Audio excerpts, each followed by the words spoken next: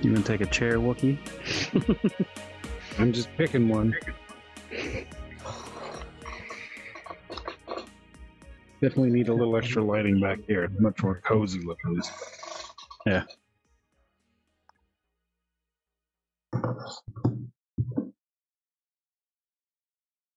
Okay, so I'm all set.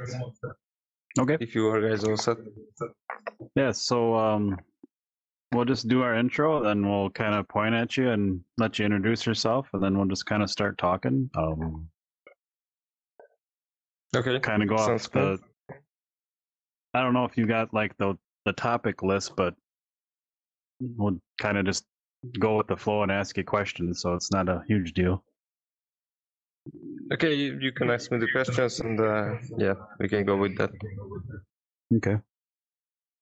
So we're gonna record the video. We normally will stream, but as this is our first time here, we're just gonna record in case something crazy happens. But the camera is like right here, kind of facing the video screen, just so you know. So if you see us pointing at the camera, you kind of know why. Yeah. Okay. It's fine. All right.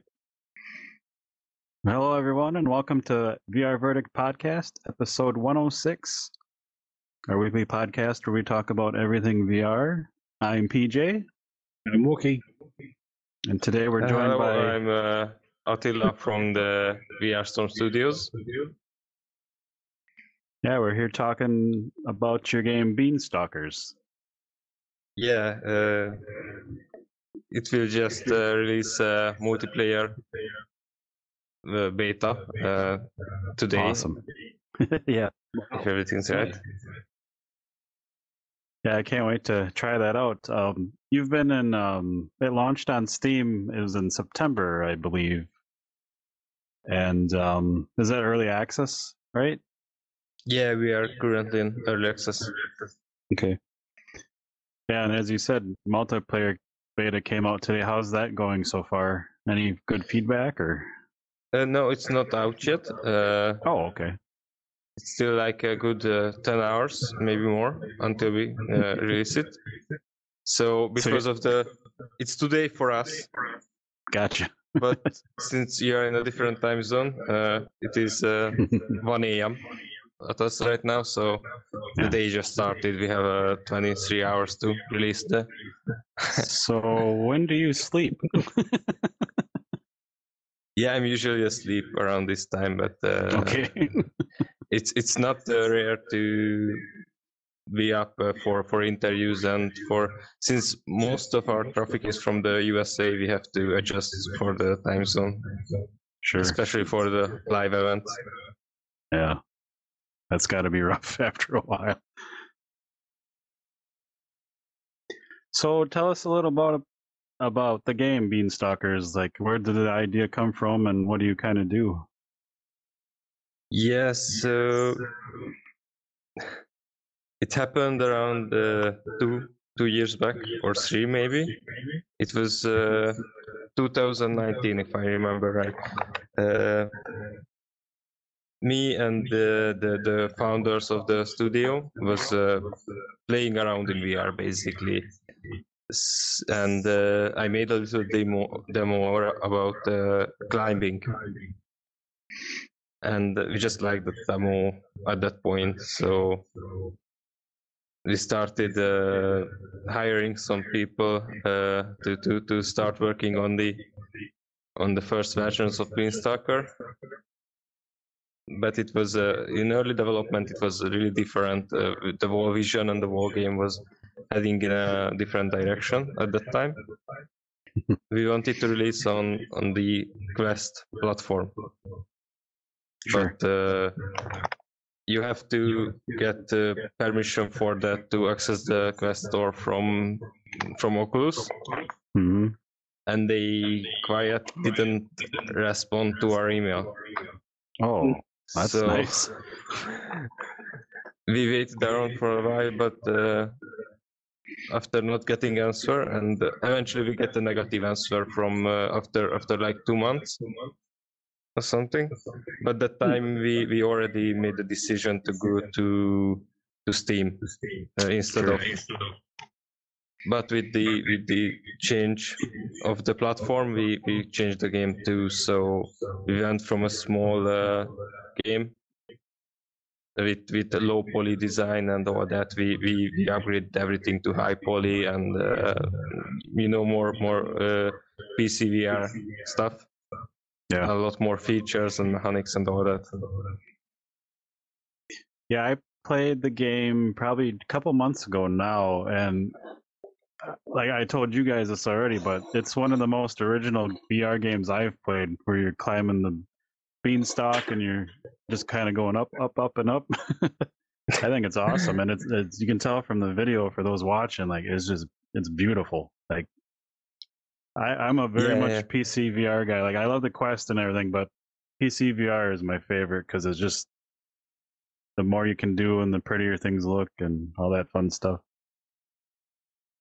Yeah, we like the design and the features of the game very much as well.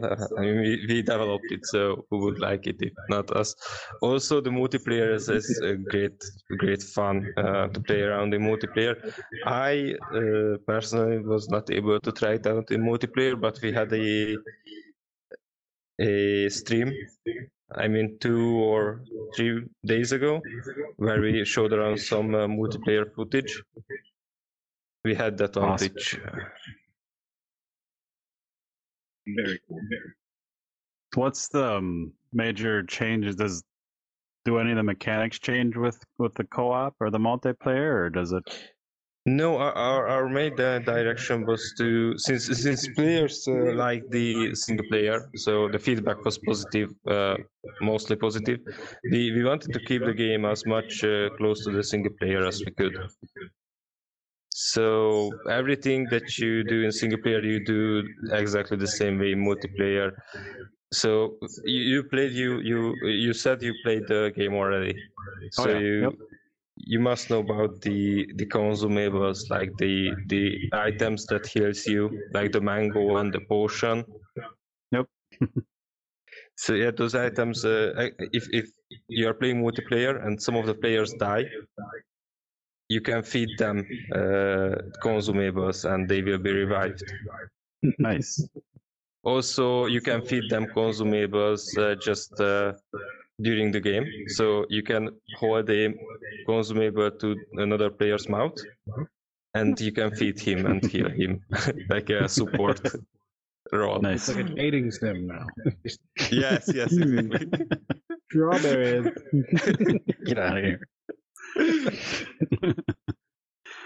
Can you do anything crazy? Like and for those who haven't seen or played, like you climb up these giant beanstalks, and like I was jumping off. Like if you're afraid of heights, this might be an issue for someone, but I was just jumping and leaping, and you have these 2 grapple hooks and just clinging onto the sides. Can you like take your partner and like swing them and throw them over to another vine or anything like that? Or? The most crazy stuff we have right now in multiplayer is every player has a little grab point on his back. So you can actually another player can come and grab that point on his back. It's a little handle on your back. Nice. And if you grab it, you will move along with the other players. So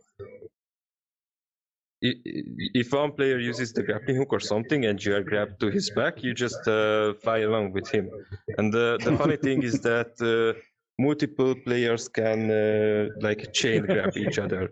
So it's like a chain of 4 people, and the first one using the grappling hook, and all the players go along with him. It's really funny. They could all like hook on and just start shooting stuff while somebody's doing the motion. Yeah, exactly. It's really cool. That's really neat because like I don't get VR sickness. I have very strong VR legs, if you want to call it that. I don't have a fear of heights, but there were still some times where my hands were getting sweaty because I was doing, like I said, jumping around in the air. But if you're playing with someone who's kind of got some issues with that, or someone's not like back in the day, we've had friends that don't like to do like jumping puzzles. Yeah. puzzles and stuff. So it's really neat that they can just kind of latch on to you and you can do it quick and get them to a spot. You know, like Yeah. Yeah, the problem is this won't help with VR sickness that much. So if you doesn't like VR moving around by your own decisions, getting moved around by another player, it won't help much with your VR sickness. That I can tell you that They can just much. shut their eyes and hold on until you're Yeah. like, okay, we're across the lava pit or whatever you're trying to do. Yeah, you can notify him. Close your eyes. We are going around. I would have somebody doing that on my back, and I would just jump off and be free falling, and be like, okay, you can open your eyes, and then they'll just barf all the way down the beanstalk. Yeah, I mean, the game itself can get really hectic. So we have some testers in the studio who play a lot, and they figured out some really crazy exploits with the movement. So it can get crazy. So can you kind of take us, like someone starts up the game and they pop in the world, like where do they start and what's kind of their objective? What are they kind of doing while they're playing?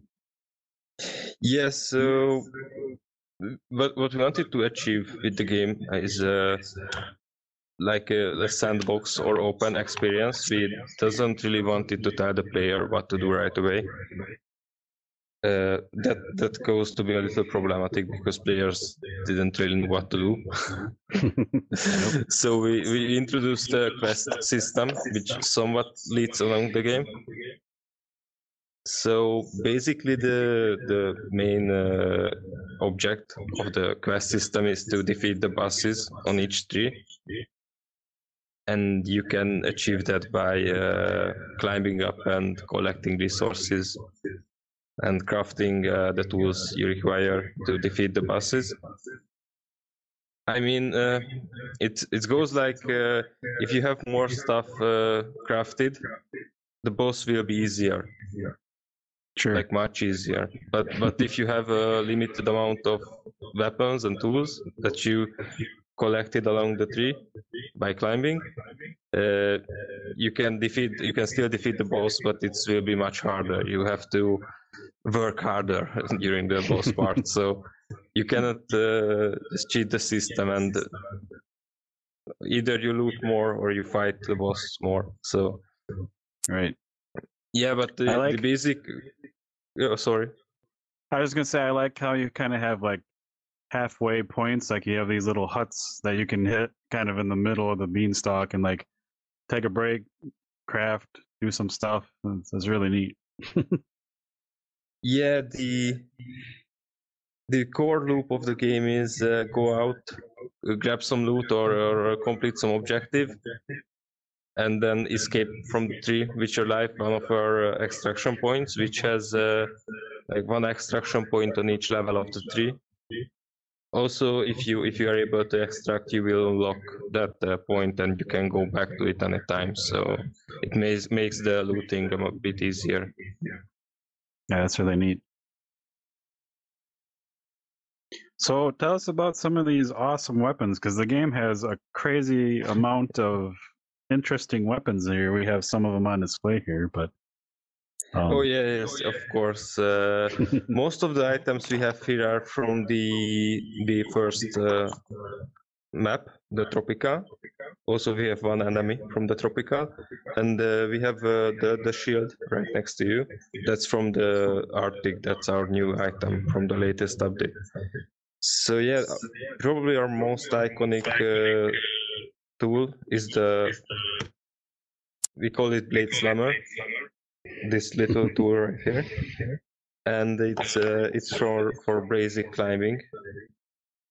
I guess if you tried the game, you met with that one before. Yep. And you then can also zip line on ropes with it. It's really neat. Yes. Also, our so we have one of our core weapons, the crossbow in large here. That's one of the first weapons you will get, except from the little, I don't know its name in English. It's the small stone thrower thingy, like a sling, Slingshot? but slingshot. Yeah. That's one. You can also have that one, but that's really not handy on the as you start progressing throughout the game. Then we have the double barrel shotgun. Oh yeah, the double barrel shotgun is an Arctic weapon too, so I was wrong there.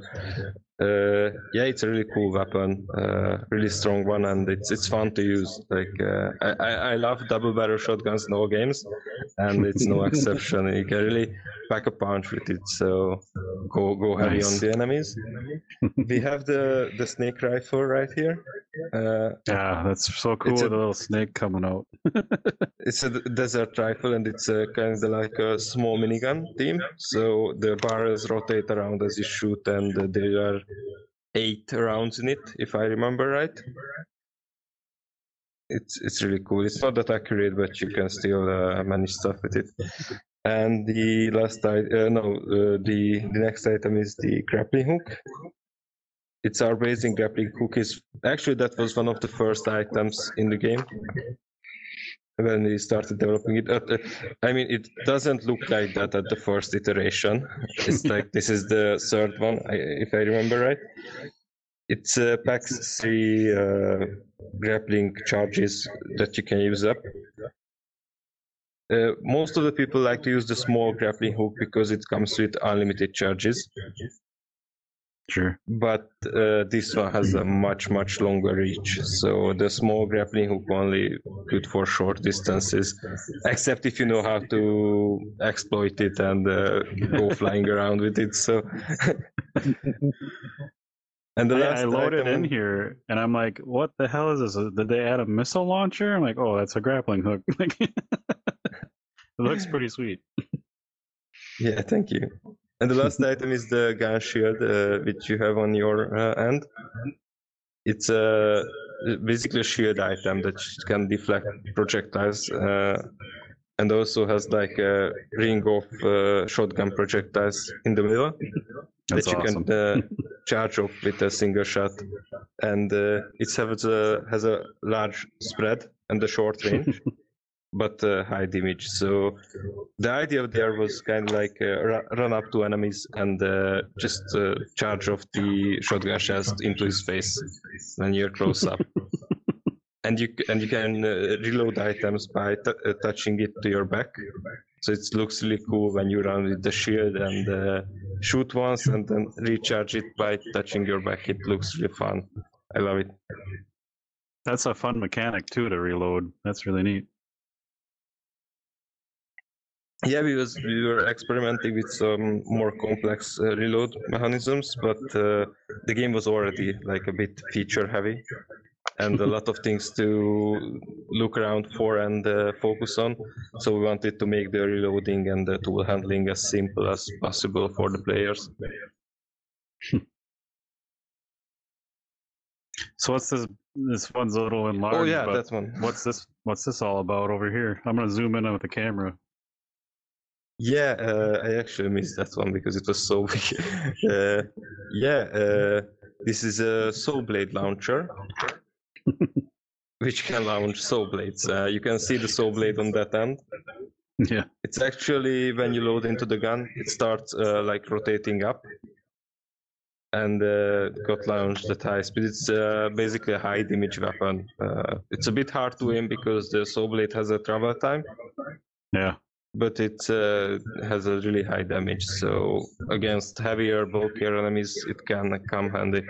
Also, I guess boss fights can have a use of it because it has such a large damage that bosses go down much quicker. Yeah, I think when I played, and I could be wrong, but if I remember right, I think I was fighting a large spider, and I had this bad boy out, and I took it down pretty quick. Yes. It was satisfying though.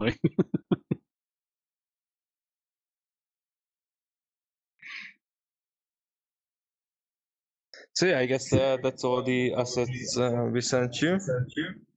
Nice. Oh no, there is one more enemy right here. Yeah, I mean the 2 enemies. This one is from the desert tree. and it has like a unique mechanic where if it gets damaged, it changes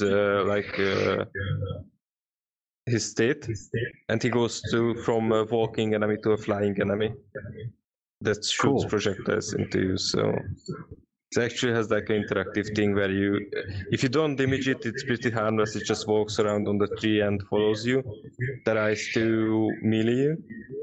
Yeah. But if you damage, it goes flying and shoots around. So Are these the ones? While I was crawling around on some of the stalks, I noticed like if you didn't do anything to them, they kind of left you alone. But then suddenly there'd be like 10 of them, and then you kind of get in trouble if you pissed one of them off. But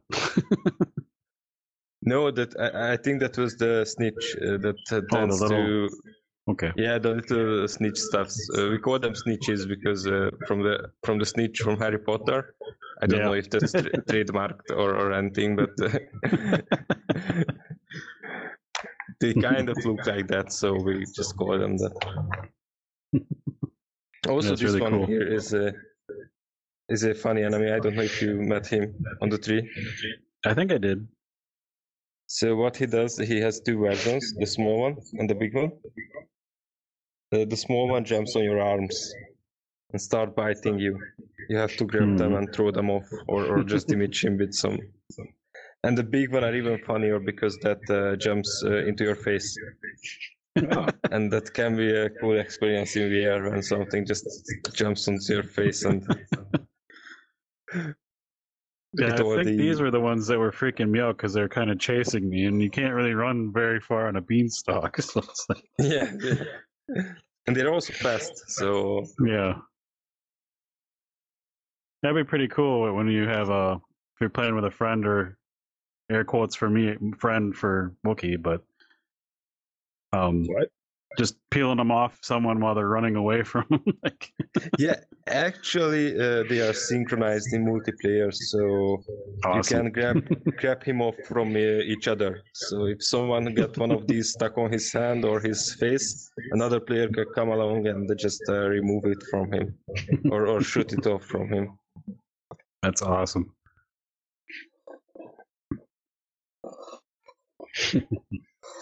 Yeah, I hope you guys will be able to try out the multiplayer as soon as it comes out. That'd be fun. Like I said, the game is so original to me, but and I kind of told you guys this earlier because we've been talking since like the beginning of December, and we finally get to talk on the podcast. So it's been kind of crazy. But a real neat thing about your game, I kind of mentioned, is you're not always looking up, but you look up a lot, and it's actually, it feels really good because most games you're kind of sink down, or if you look at your phone all day or you're on your phone a lot, like your neck gets sore from looking down. This is like a totally different experience because you're always like climbing. It's pretty neat. Yeah, it also in the early stages, looking up too much was kind of a problem.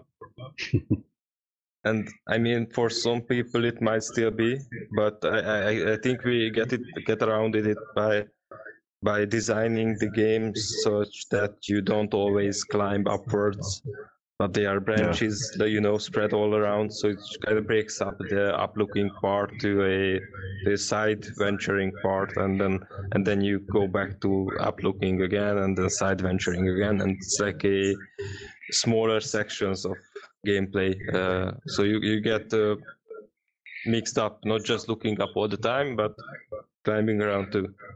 Yeah, I found it was super neat that there's like multiple branches of beanstalks. I think you call them branches, and they're kind of like puzzles where like you're like, how the hell do I get over on that branch? Because you can see all the loot or like anything you want to mine or whatever, and it's kind of like a puzzle to get around on the whole beanstalk and get everything. Yeah, we were amazed by the generative algorithm that we could patch together. It's really cool, and in the early days especially, we love to discover the trees that we have generated. It's really fun. Yeah, because like I remember I climbed really high up and I'm like, oh, I missed something way down there, so I just jumped. Like, I hope I can catch it, and just caught it. but it was kind of scary. Yeah, actually, I was so I had height problems like all my life, and and in the early days of Beanstalker, I was like experiencing the height issues with the game, and it was really fun to discover one of your fears throughout the virtual environment. It's puts a different spin on the experience. But by today, I'm kind of become immune to height sickness, especially Nice. in VR. In real life, I still have some troubles, but in VR, I just got a bit desensitized, or what do you call it? I was gonna ask about that. Like, we were outside, and the neighbor's cat climbed up a tree, and it was maybe 2 feet taller than I was, or higher up into my head, and the back of my legs had like weird twinge, like when you look up and see a ladder you want to climb up, and you get the back of my knees go wonky. And I was like, it's a cat climbing a tree, and I was affected by it. I'm like, I need to start climbing some trees again. Yeah. I might have some height issues. So maybe I need to hang on to PJ's backpack and that mount and just go for a ride. Just say jump. I'll be the one vomiting all the way down. But not from sickness. But it's cool that it helped. I like to hear that stuff. Yeah, what I still realize sometimes or do is when you go out in the game to the tree, it's at first it's not that bad, but as you start getting more loot and more stuff, you get worry more about falling down because of all the progress and yeah, it gets kind of more like a weight to falling down when you have all that stuff on you. Yeah. That's when my palms started sweating because I'm like, I can see the exit. I have like a backpack full of crap that I got. I'm like, I don't want to die, so I was just kind of like crawling around on the beanstalk almost, like hoping nothing came at me. Thankfully, I had I think I was carrying was it a snake shotgun? Was that in the original? Yeah, I had it something was that would really kill things, so it felt pretty good. But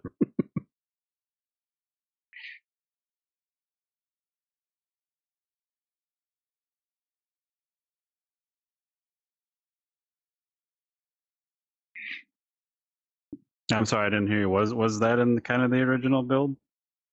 Or the early yeah, build? the snake shotgun in since like I think since from the start. Okay. Yeah, we launched with the Desert 3 and the Tropica one back in September, and the snake shotgun is a Desert 3 based item, so it should have been in by the very first build that we released in early access. How many biomes do you guys have right now in the game? We have 3, and the Tropica one and the Desert one. Those you can see in the video. And I'm not sure if I didn't see the Arctic one there. Maybe it's not in this video. It's in there for a little bit. Yep. Yeah, it's actually in there. Yes. So these 3 biomes we have. We was planning to expand on it by one more biome, but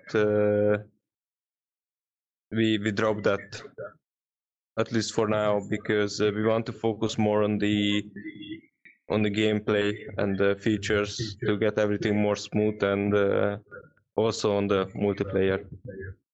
Sure. So we like to focus on these things first, and because of that we dropped the 3rd biome.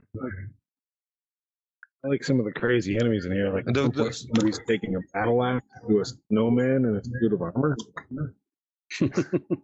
Yeah, I mean, the whole idea about this game was to, as you start playing, when you are close to the ground on the first level, everything is kind of normal, like small spiders and small bees.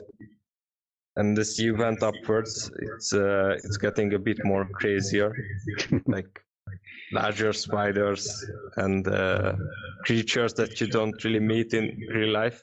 Yeah. And we kind of wanted to, continue this expansion of enemies or getting everything weirder with the other trees. And by the third biome, the Arctic, ideas get a little hectic, and we get all kinds of weird stuff in there.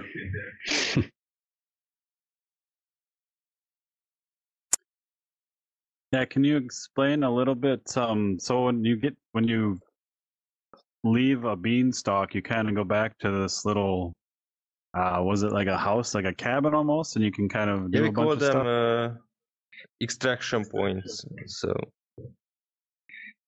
And that's where you can craft and kind of. I think you have like a chest where it's kind of like a bank. Is that true? the game goes like so you have the tree house. We call it tree house, which is kind of like the base of your operations.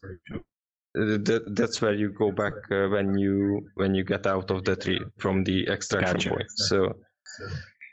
So basically after you collected resources on the tree and stuff, you go back to your treehouse and you can craft new stuff. Also, we have a bunch of mechanics there, so you can read the craft books, to look up what kind of stuff you want to craft. Also, we have the quest system there, where you can look at your quests, and if you complete anything, you get the resources when you got back from the tree. Nice. So yeah, those kinds of stuff. Also, we have some. We planned more books to the game to read, but I mean not to actually read, because reading in VR is kind of a weird thing. I don't really like it because the words can get all like fuzzy. So we wanted to put as little text to our game as possible. We kind of couldn't do that with the tutorial, sadly. But with the books, we wanted to have more pictures and more like pictograms all around than text, because it's easier for the eye. So we wanted more books about the enemies, but it's kind of low priority stuff right now, so we might have to drop that too. But we have a new book that came out recently, I mean in the game, and it contains like a credits kind of stuff, where everyone has his every developer has a picture of him and his name attached to it. That's awesome. Yeah, you can flip through the developers. How weird is it to look at yourself in VR in that book?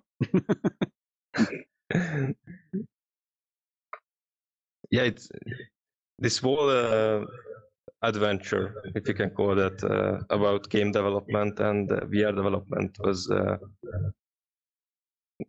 kind of a weird experience for me. It was a mixed bag of emotions and feelings.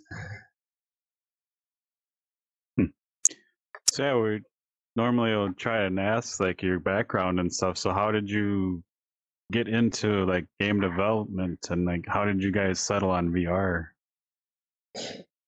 Yes, so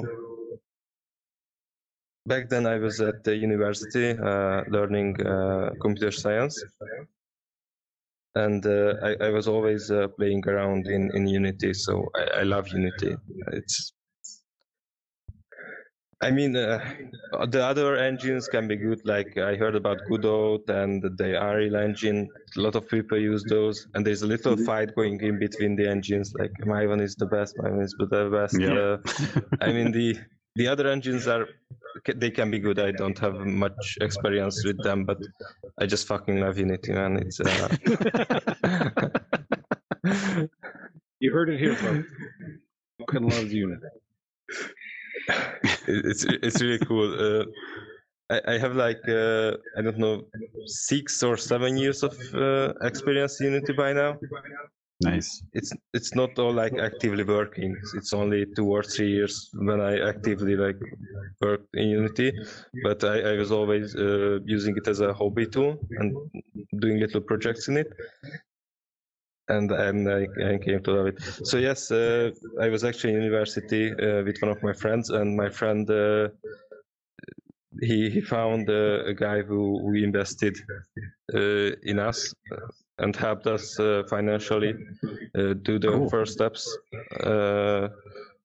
So the three of us put together a little studio that is the VR Storm studio.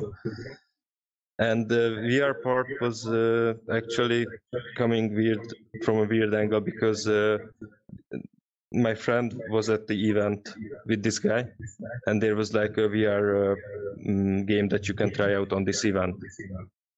And he actually said that we can do a better game that was on display on this event in a week, hands down. Wow. So I found myself that I had to develop a VR game for Quest in a week without any earlier experience with professional game development. Wow.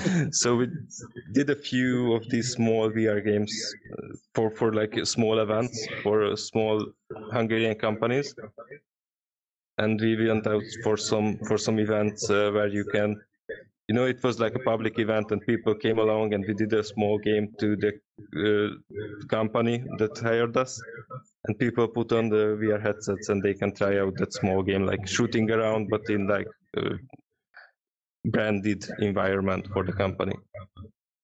And after the third or second of these small games, the guy who financially supported us was like already convinced that we can make games in VR, and he wanted to make like a bigger project. And that's when the Beanstalkers story starts. That's awesome. Is there a big draw for VR in your area, or is it kind of like underground yet, or?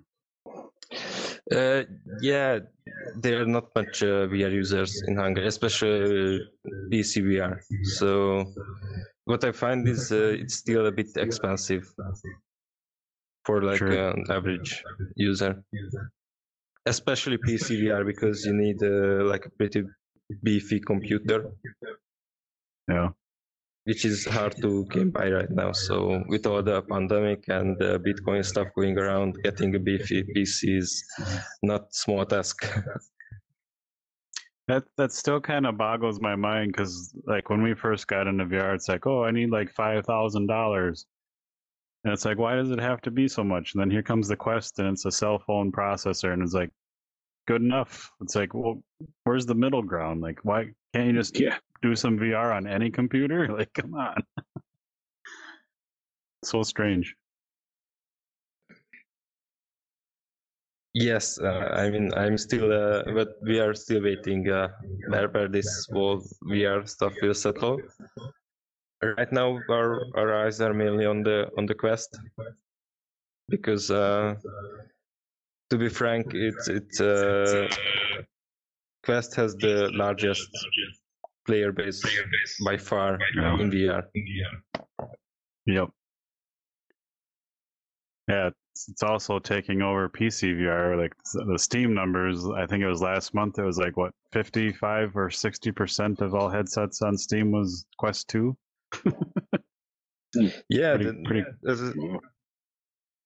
as I said, the main problem with Steam VR is that first it must have a cable on you, which people don't like that much. But I think that's not a big enough reason to make this large of switch to. I mean, if you look at the graphics on Quest and look at the graphics on PC VR, like with a beefy PC, it's like not even comparable right now. But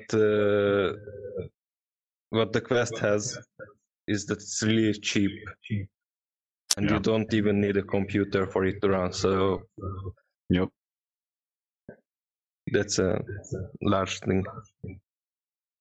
And if you happen to have a computer, you can use virtual desktop because I was playing Beanstalker on my Quest 2 wirelessly with virtual desktop perfectly. It was just like so neat. Yeah, we are using Quest too, so we love the Quest actually. We are in the office. We are working from mostly from Quest.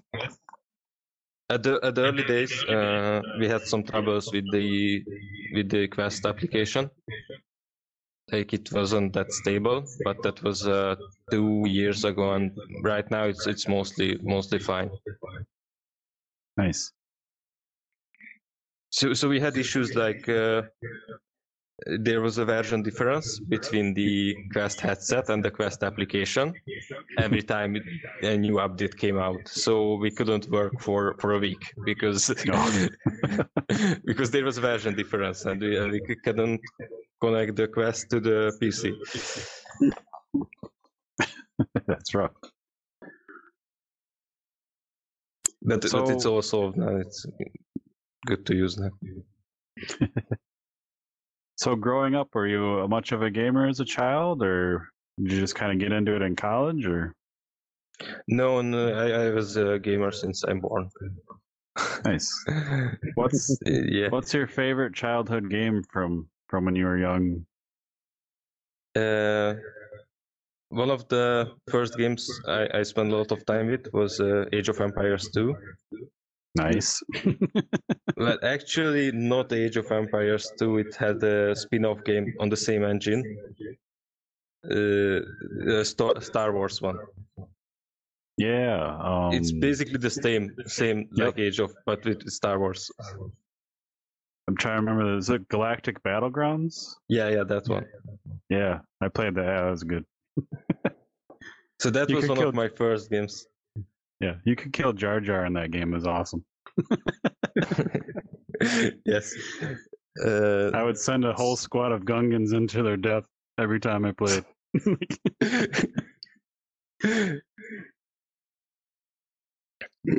Yeah, and from that I went to the next big one was Team Fortress 2. Sure. And yeah, but I can sit here and talk for hours about all the games I played and all the experiences I have collected throughout the years. Yeah. Go on. No, I'm just kidding. So with Beanstalkers, do you guys have like a timeline? Are you looking to kind of develop the game over a couple years, or are you looking to go to a new IP or game, or? Right now, the plan is to release multiplayer, polish up the mechanics as much as we can, and then go to a full release from early access. And that will mark the end of the Beanstalker lifecycle for now. I mean, Sure. if the community develops around it from the multiplayer release and it gets much more traction that it has right now, we might be able to continue with the updates and the new developments. But if that not happens, we already planning our next IP, and we will go with that one. Awesome. Yeah, from like I said, I played it months ago. The winter expansion wasn't out or anything, but like I didn't have any issues. It felt polished. It ran smooth. I was, like I said, flying around, not getting sick. So I thought it was great. I definitely need to hop in after watching your videos and check it. I want to check out your multiplayer, but the snow map, like that ice biome, looks really neat. The Arctic. We call it the Arctic. Okay, Arctic. There's that big bird flying around in there.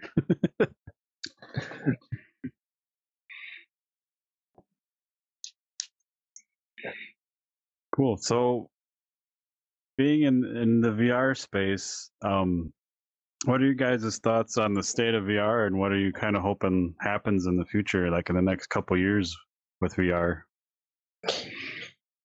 Yes. it's more like a personal point from me that VR is still in its early days. Mm-hmm.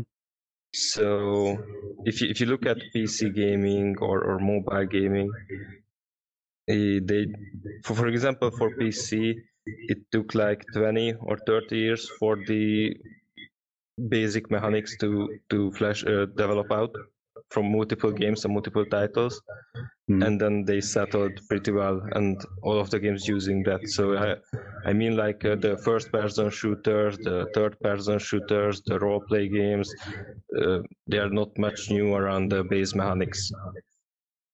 So the way you control the game and the way you move around in it takes some time for those mechanics to cook up.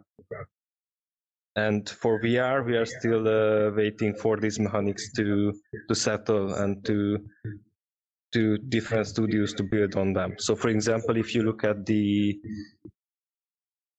Half-Life title, Half-Life Alyx, it was a pretty good. It laid down some basics. So what Steam did or Valve did with that one is like they laid down the foundations. Guys, this is how VR game should look. This is how it should function. This is how you can do fun mechanics. Just take some of this and make good VR games. And we are still waiting for these mechanics to settle and to build out to their best form. And then other studios, like smaller studios, can then use them up and make some new fun things with them. So, and that's where you guys got your face hugger version flying at your face. Yes. No, actually, it was unrelated from Half-Life. But now that you say it, it's similar. It's not a standard I want to see in every game. Basically, it's great. I remember being in school and somebody playing first Half-Life, and they said they had a nightmare from the things hanging down from the ceiling that would crunch you. You like walk through a hallway and didn't know it was there. It would just like grab you, and all you'd hear was crunching before you die. And he would just try to hit Alt F4 because he like crunching noise. And then he was getting nightmares from it, and I was like, dude, what are you talking about? I had never even heard of Half-Life. Like, I can't sleep anymore. We don't need face huggers and crunches stuff at all. We need he didn't anyway. Yeah. Yeah, I mean, developers always try to like punch through the staleness of the game, like something that might cause nightmares in one people. For some experienced gamers, it doesn't even hit the level of level of excitement for them. You always have to make something bigger, something to beat the competition. Yeah. Technology's always got to stress the hardware. Horror game makers always have to stress out PJ in VR because he doesn't like that. Exactly. Yeah. Cool. I want to try out the multiplayer update and get hit by a griffin in the snow. It's fun. Yeah, the snow level was turned out great too. Arctic. It took so much time to balance everything out, especially for the last few levels. I mean, it's a crazy amount of work went into this.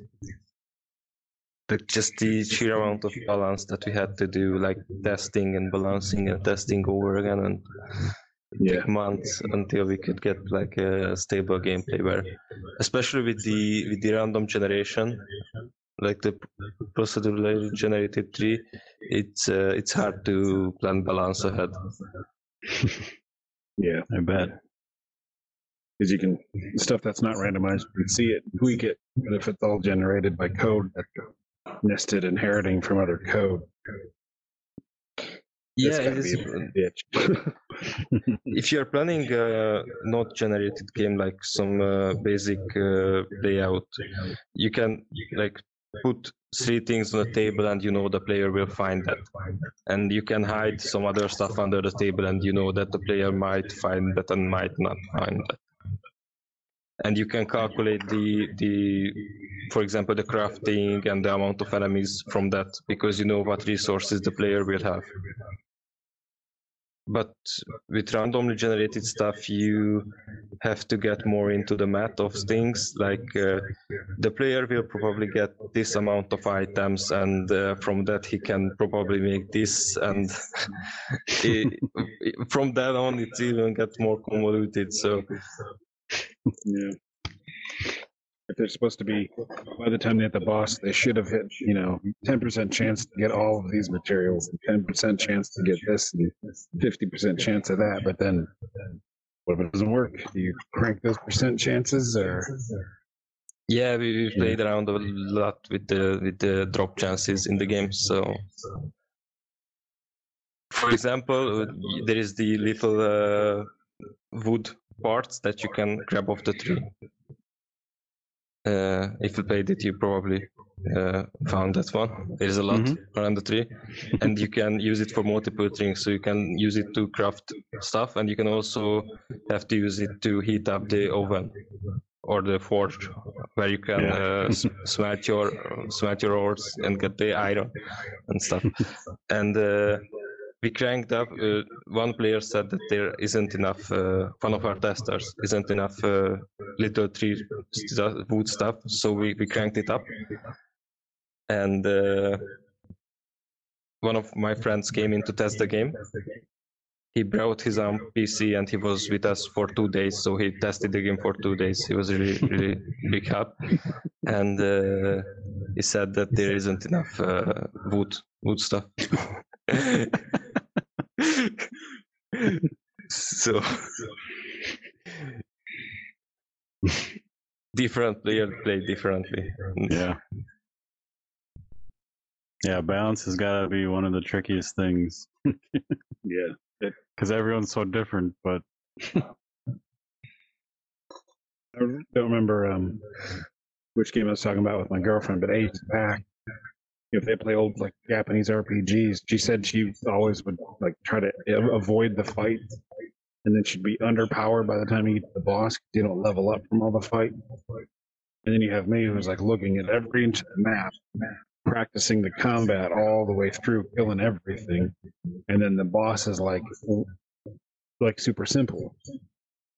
So, and I think she's got a stigma from some of that too. She says like, if she gets to the stressful part in like old Super Nintendo, like Mario, she might not be able to beat Bowser or something like that. She'd have to hand the controller to somebody else. I'm like, if you'd sat there and killed everybody and wasted everything in your path, you wouldn't mind the Bowser fight. It's just different people fight completely different. And it's a weird question from a game design point of view, because what if the player doesn't want to fight? Right. Yeah. So what the developer gonna do about it? We actually have the bees in the game that come and attack you, and it was my girlfriend who said that. But bees are nice, so why we have to fight bees?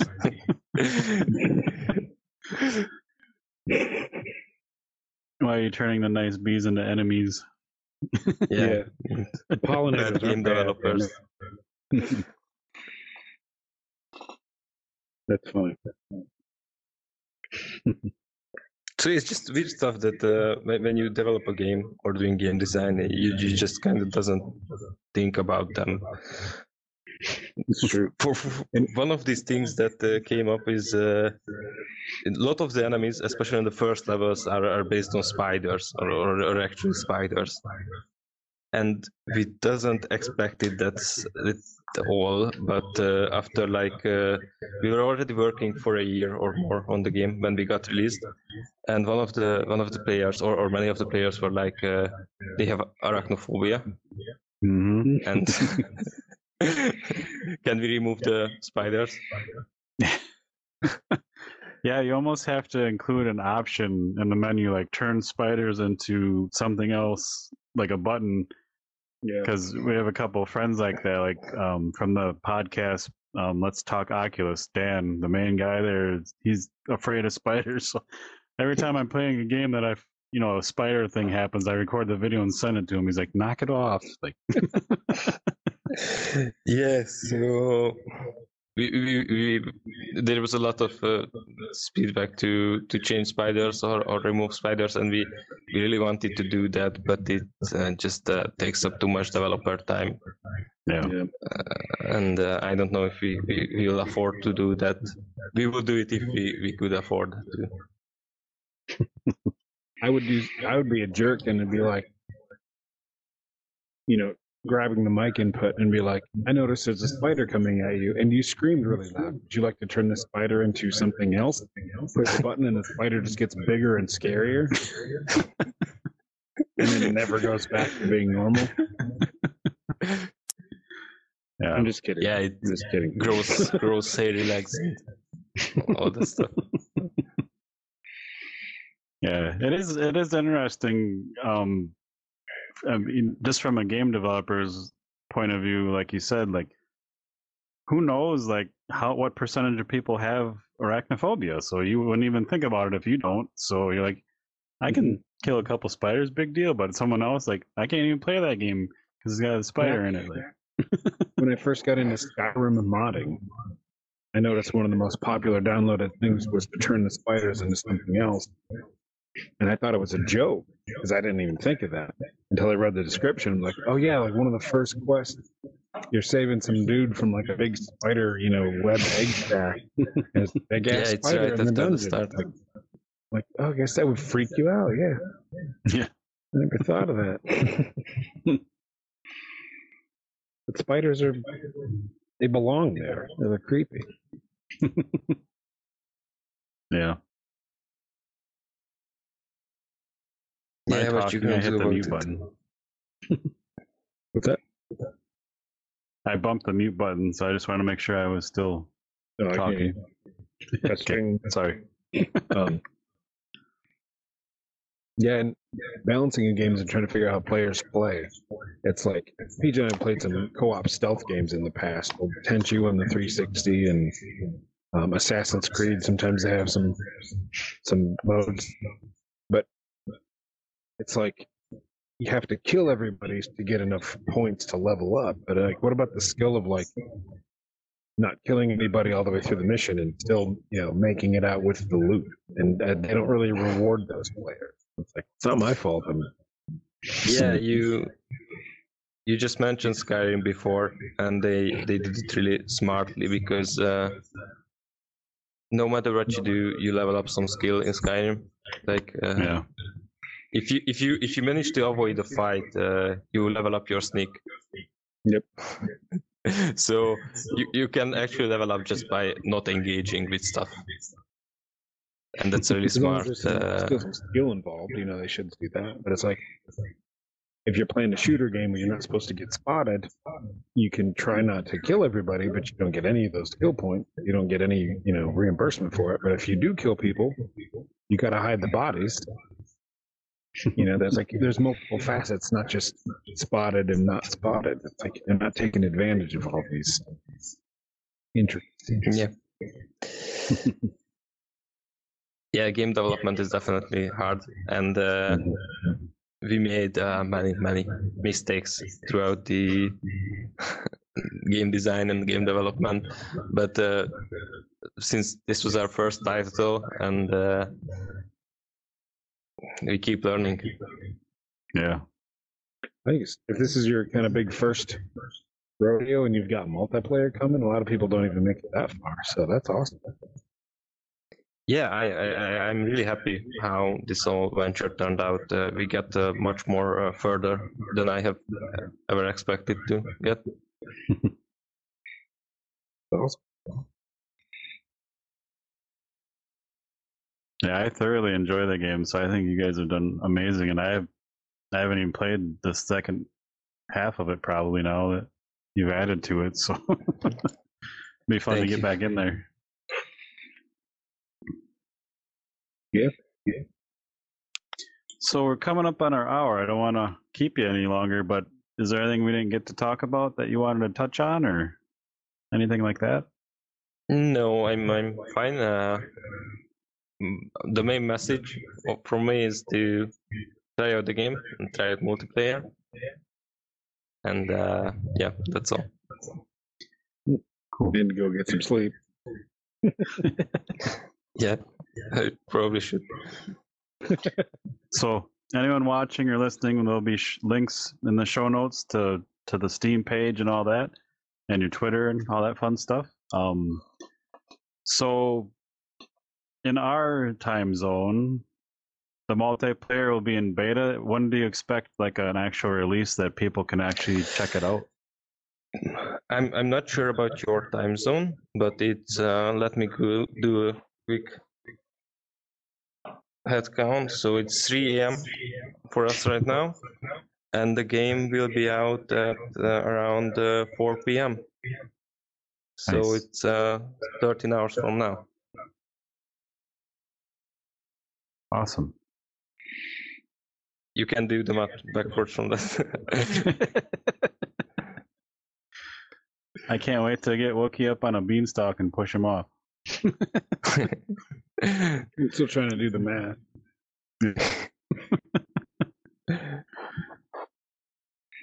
Well, we appreciate so your thank you time for and everything, joining guys. us. Yeah, it was Yeah, I fun. appreciate you stopping by. Like I Glad we said, were able to record. Yeah. Like I said, we've been talking since December, so it's felt like finally we get to do this, so it was nice. And Yeah, like, we are having a lot of stuff to do, so it's not easy to come up with the dates for this event. oh yeah. Yeah, understandable. But yeah, I got a couple of videos of me playing the game. Like I said, if Wookie and I end up getting a chance to play it together, and we'll make some silly videos and get into some shenanigans. I will Thank you, guys. probably scream like a little girl. Not that there's anything wrong with that. It'll be high pitched and funny. I hope you guys will manage. Adios. Well, thank you, Bye-bye. sir. Thanks for joining. Thanks for inviting. Anytime. Bye, guys. See ya.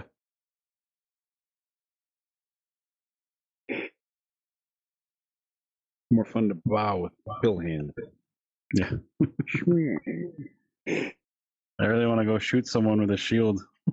The pill hands fit right in the Oh, that's funny. crossbow grip. I know that's for your like forearm. It works. Well, everyone watching and listening, just want to take a moment to say we're glad to be back doing the podcast. It's been too long. We're in our new home thanks to Justin at Tab Games, Cyril at Garage Collective, a couple other people. Yeah, I'll zoom in on their logos, but Wookie spent a lot of time getting this here. We're going to keep adding and doing stuff, cool stuff, Hopefully. so come back. Yeah. But it's thanks to these two guys that we have any of this sitting here. So people listening, not watching, we're pointing at posters and logos in the wall. Yeah, we'll get back to where we can have anyone join the audience, and get in on the conversation and do some fun things, and be a lot of fun. Get back to giving away game keys and all kinds of stuff. Yep. This guy needs a saddle. I just tried to jump. You know, I keep doing that too. Then I think I keep muting myself. Exactly. It's the A button. Yeah. But thanks everyone for hanging out, listening, and watching. We'll be back